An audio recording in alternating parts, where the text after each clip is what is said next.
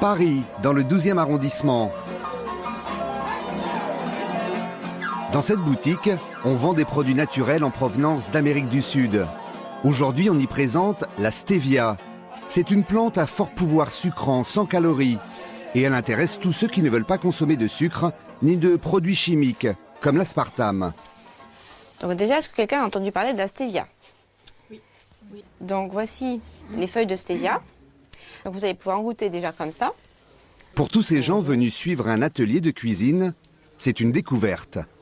Quels sont les goûts que vous avez quand vous la goûtez? J'ai l'impression de goûter une tisane très sucrée, enfin une feuille de thé. Enfin, ouais. Qu'est-ce qui vous vient en tête comme terme? Le goût du réglisse. Un goût de réglisse, mais c'est surtout son goût sucré qui est extraordinaire. La poudre issue des feuilles de stevia est 15 fois plus sucrante que le sucre. Alors quand on cuisine, attention au dosage. Surtout dans les plats chauds, la stevia a un pouvoir sucrant qui augmente avec la chaleur, notamment la cuisson. C'est vrai qu'un gâteau à la stevia, c'est très bon, mais si vous en mettez trop, il va être immangeable à cause du goût sucré. Il faut rectifier ses doses, mais aussi ses a priori. Et ça, c'est très très fort. Car ce n'est pas évident de faire une mousse au chocolat avec du sucre vert. Très peu, et oui. Voilà. C'est très parfumé. Ouais. On dirait quoi là? Bah, c'est vrai, on dirait qu'on a mis des fines herbes dans les œufs. Pour, Une mayonnaise et une moutarde à l'ancienne. Mais ça, ce qui montre aussi que nos goûts, a priori, sont induits par les habitudes et par ce qu'on voit avant de manger. C'est sûr que là, ça donne pas trop les a envie de priori. goûter, mais c'est des a priori, ça. Voilà. Ça change les repères. Tout l'après-midi, les stagiaires essaient des recettes à base de stevia, des desserts ou encore de la citronnade. À la fin de la journée, moment de vérité. Les stagiaires sont-ils prêts à troquer leur bon vieux sucre contre de la stevia? Je crois qu'il a attendu. Hein. Regardez-moi ça un peu, si c'est pas joli. Si c'est pas de la vraie mousse au chocolat.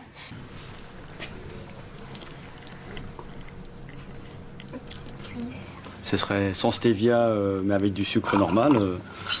Moi, je ne m'en rendrais pas compte. On entend les cuillères qui raclent. En général, c'est bon signe. En fait, on va la garder. Ce soir, ils repartent tous convaincus avec des pots de stevia. Il faut dire qu'en ce moment, la stevia a le vent en poupe. La stevia rebaudiana est une plante naturellement sucrée. Elle est vendue dans les magasins de commerce équitable sous forme de poudre verte. Mais depuis quelques mois, on trouve sur le marché cette poudre blanche, une version purifiée par les industriels, désireux de la rendre plus présentable. La stevia et ses dérivés envahissent désormais les rayons des grandes surfaces. Aujourd'hui, on en trouve dans plusieurs boissons et des yaourts, bientôt dans les gâteaux et les plats cuisinés. Alors les géants de l'agroalimentaire multiplient les opérations séduction. Est-ce que vous voulez goûter un nouveau produit? C'est une alternative au sucre, sans calories et d'origine naturelle. On connaît le produit vert là, qui a le goût de réglisse, et je vois que maintenant il est plus ou moins raffiné. Ça ressemble au sucre, hein. Voilà. je ne sais pas si je ferai la différence. Je sais pas, je suis pas sûr. Pour moi, c'est du sucre. Moi, j'avais entendu que c'était beaucoup mieux que l'aspartame. Donc c'était une source naturelle, c'est ça? J'essaye. Donc ça part, hein? Ouais, c'est une grosse rentre, vraiment. Avec l'opération d'aujourd'hui, en plus, les clients répondent présents. Un marché qui s'annonce juteux. Les industriels espèrent bien conquérir 20% du marché mondial des édulcorants. Une manne de plus de 12 milliards de dollars. Alors pour tout savoir sur cette petite plante verte qui va révolutionner le monde du sucre, nous sommes allés sur ses terres d'origine. Le Paraguay, ce petit pays de 6 millions d'habitants est niché au cœur de l'Amérique du Sud, entre l'Argentine et le Brésil. Nous voici à Asunción, la capitale. Ici, la stevia se vend sur les trottoirs de la ville et les étals de marché. C'est là que nous rencontrons Claudie Ravel, 59 ans, chef d'entreprise. Elle est la principale importatrice de stevia en France. Elle fournit plus de 2000 magasins depuis une dizaine d'années. Et aujourd'hui, elle n'est pas là pour faire du tourisme, mais des affaires. La stevia, Elle vient d'où cette stevia? Elle vient de Concepción, dans le nord. D'accord, Concepción. Le voyage d'affaires de Claudie commence ici, au marché. Au Paraguay, les plantes, c'est sacré. On les utilise tous les jours, dans le café, le thé, mais surtout pour leurs vertus médicinales. Et Claudie va de découverte en découverte. Quelle propriété a cette plante? Ça sert à plein de choses, contre le diabète, contre le cholestérol. Ici, c'est sûr qu'elles ont un savoir partiel de choses qui sont racontées. Quelquefois, c'est... j'ai entendu là des choses qu'elle m'a présentées sur la stevia. C'est un peu différent d'après les travaux scientifiques que nous avons vus. Mais c'est bien de justement déverser ce qu'elles entendent, ce qu'elles ont perpétué de mère en fille, par exemple. Mais l'objectif du voyage de 8000 km de Claudie, c'est avant tout de rencontrer les producteurs de stevia.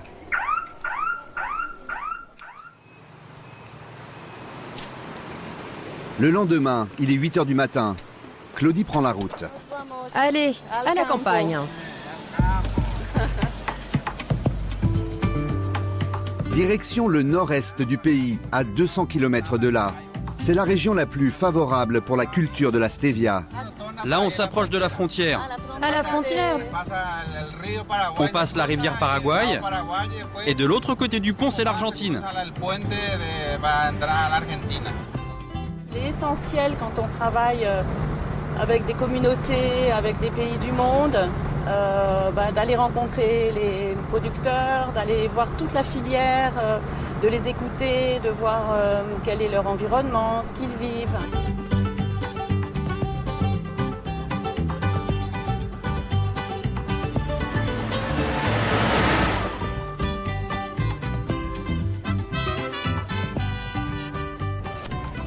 On arrive là, Rubio. Oui, oui. Ça s'appelle comment ici? Ici, ça s'appelle Quartier Santa Rosa. Aujourd'hui, Claudie a rendez-vous avec son fournisseur, Paul Fresneau, 65 ans. Un Français établi au Paraguay depuis plus de 30 ans. Ça va? Bonjour, Paul. Vous avez bien trouvé le chemin facilement? Ah, ça n'a pas été évident, hein? Non, je plaisante. Paul est un intermédiaire entre les producteurs de stevia et les détaillants français. C'est Claudia. Vous avez pu apprécier le chemin de terre rouge là, Oui, pour venir ici. voilà. Là. Avec les petits papillons là, qui prouvent qu'il y a encore un bon écosystème là d'origine. Ah oui, oui, si, oui. Bons papillons et tout ça. On là, est en pleine nature là ici, Ouais. oui. Ouais. Alors, Nous sommes dans la famille de Myriam et Candido Osuna. Ils ont la quarantaine et 5 enfants. Il y a quelques années, Candido est tombé gravement malade. La famille n'avait plus de quoi vivre. Alors Myriam a décidé de démarrer la culture de la stevia.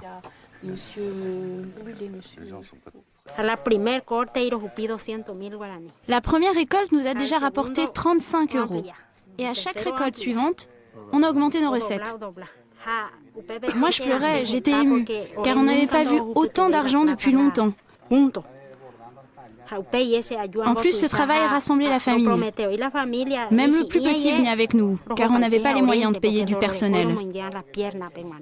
À partir de là, j'ai commencé à apprécier la stevia, car depuis, on a de quoi manger, on a un toit, et depuis aussi, tous mes enfants sont scolarisés. On en a 4 qui vont à l'école. Aujourd'hui, la famille Osuna vit correctement de la stevia. Il faut dire qu'elle se vend mieux que les autres cultures. La stevia est 10 fois plus rentable que les bananes et bien plus facile à cultiver. ils n'utilisent pas d'engrais chimiques du tout. Ils emploient des engrais organiques, ce sont les résidus de la culture de stevia ou la bouse de vache. Il n'y a aucun traitement chimique qui se fait sur cette culture.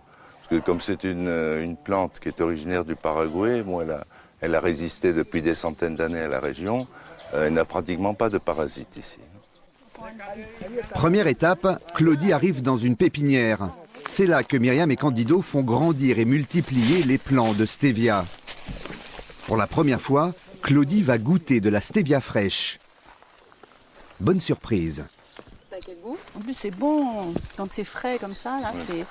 C'est un goût en fait saladé, mais comme une plante fraîche et à peine réglissé. C'est vrai que quand c'est séché, le goût réglisse ressort un peu plus. Donc, ils ont la Jusqu'ici, la stevia poussait à l'état sauvage au Paraguay. Mais la demande mondiale a modifié les choses. Les paysans se sont mis à la cultiver. Pour améliorer les résultats, ils doivent être conseillés. Et c'est le rôle de Paul et de son technicien, Juan de Dios. Toute l'année, Ils surveillent les plantations, financent les dépenses des paysans et leur donnent des conseils. Nous, on fait attention au personnel qu'on embauche. Il faut être exigeant avec lui, il faut que le travail soit bien fait. Tu vois, par exemple, ça, il faut absolument l'enlever. Cette petite plante verte demande de l'attention, mais chaque effort est récompensé, car la stevia a un atout de plus que les autres. Quand ils cultivent, par exemple, d'autres productions, que ce soit du manioc, toutes les autres productions sont récoltes annuelles. Donc ils ont une rentrée d'argent seulement annuelle. Bon, l'avantage de la stevia, c'est que comme il y a 3 ou 4 coupes par an, ils ont une rentrée d'argent à chaque coupe, tous les 2-3 mois, régulière. Tout l'après-midi, Claudie parcourt la campagne, de producteur en producteur. Ici, tout le monde s'est mis à la stevia, avec l'espoir de voir de nouvelles rentrées d'argent. Dans les champs d'une autre famille, on est en pleine récolte. Mais pour Juan de Dios, c'est trop tard. Le terrain est sec et les fleurs ont déjà poussé. Les prix baissent si la marchandise n'est pas bonne. Je te montre comment il faut travailler. Tu dois nettoyer. Tu vois là, tu dois les séparer en les plaçant ici. Et tu dois procéder au nettoyage et séparer les mauvaises herbes. Pour que ça sèche mieux et plus rapidement, il faut les étaler. Tu vois, c'est beaucoup mieux comme ça. Il faut séparer, et en 3 heures, c'est sec. Par exemple, ça, c'est pas de la stevia, on le jette. Un peu plus loin, Claudie va voir comment on trie les feuilles. Marina Lopez, enchantée. Toute la famille se consacre à la culture de la stevia. Il faut dire qu'ici, cette petite plante fait partie de la vie des gens. Quand j'en prends dans mon maté, j'ai une envie de travailler, j'ai de l'énergie à revendre. Je vais vous dire, j'ai 63 ans et jusqu'à maintenant, j'ai jamais mis les pieds chez un médecin. Tout ça grâce à la stevia. Grâce à la stevia? Mais oui. Moi, je règle mes problèmes de santé comme ça.